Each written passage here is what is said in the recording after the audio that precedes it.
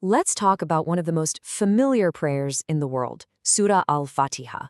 Today, we're going to explore how to take it from something we recite daily and turn it into a really profound personal experience.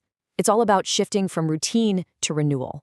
Think about it. We recite Al-Fatiha so many times a day, and the words are so familiar they can almost become, well, background noise, right? So the big question is, when it becomes that automatic, do we lose the connection? Are we actually feeling the words, or are we just saying them? And that's really the heart of what we're digging into today. It's about making that shift from a mindless habit to a conscious, deliberate intention. It's about reclaiming the incredible power that's packed into these 7 short verses and making them feel personal again. So, how do we bridge that gap? Well, the key is surprisingly simple. We just need to slow down. That's it. We're going to walk through a journaling practice that's designed to help you connect with each verse, one by one, and really let its meaning sink into your life right now. The method itself, it's super straightforward. Every day, you just pick one verse. That's it. The whole point is to just sit with its meaning, reflect on it without any rush, and then write down whatever comes up honestly. This isn't about speed, it's all about discovering depth. All right, let's dive into the verses themselves and see how this all builds up. We're going to start with the absolute foundation of faith that Al-Fatiha lays out for us, these 2 big ideas of divine mercy and personal accountability. Okay, just notice how the surah kicks off. It immediately, right out of the gate, emphasizes mercy. Before we hear about anything else, any commands or judgment, the very first thing we learn is about Allah's mercy. And this repetition, it's totally intentional. It's signaling what's most fundamental in our relationship with Him. Understanding this leads to a really deep personal reflection. So ask yourself this: where are you harder on yourself than Allah is? This question is designed to challenge that silent guilt or shame that so many of us carry around.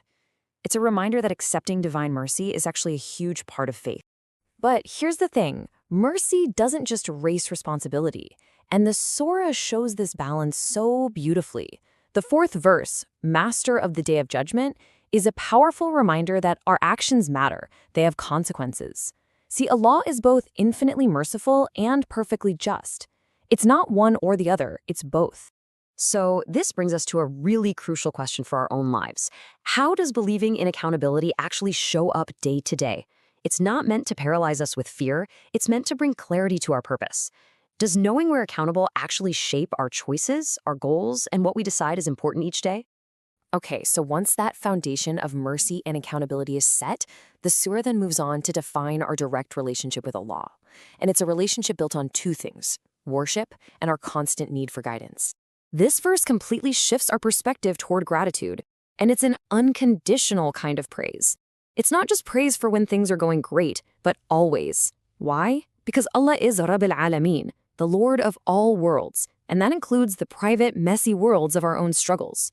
And it's so important to get the depth of this word Rabb. It's not just Lord or Master. It means the one who is actively sustaining, nurturing, and managing every single aspect of existence. When you realize that, it helps you see His care even in the middle of your challenges. Then we get to the very heart of the surah, the central contract. You alone we worship, and you alone we ask for help. This one verse perfectly balances our role and our need. We actively worship, yes, but at the same time, we have to acknowledge our complete and total dependence on His help. One without the other just doesn't work. And this verse invites a really tough, honest question. It's easy to say we rely on Allah, right? But where in our lives are we actually trying to control everything ourselves, burning out, instead of sincerely, truly asking for help? So the surah builds up to this final plea. Acknowledging our need for help just naturally leads to asking for the most important thing of all: guidance. And notice, this is a continuous request. Even the most righteous people ask for guidance every single day. It reminds us that staying on the path isn't a one-time achievement, it's a lifelong journey. So, we've walked through these profound ideas within Al-Fatiha, but now it's time to turn all this understanding into an actual practice of renewal. This is where we go from theory to real, personal transformation. So here it is, a simple, totally doable challenge for you. For the next 7 days, just take one verse of Al-Fatiha each day. Spend a few minutes thinking about it, write down whatever comes to mind, honestly, and then just end with a personal prayer, a dua that comes straight from your heart. And throughout this, just remember the guiding principle here. We're not doing this just for some intellectual exercise. We're doing it because real deep understanding is what actually paves the way for meaningful change in our lives and in our connection with Allah. So I'll just leave you with this final thought. Surah Al-Fatiha isn't just a ritual we have to perform. It's a daily recalibration for the soul. So the real question is, what could just 1 week, just 7 days of slowing down and truly connecting with its message, what could that unlock for you?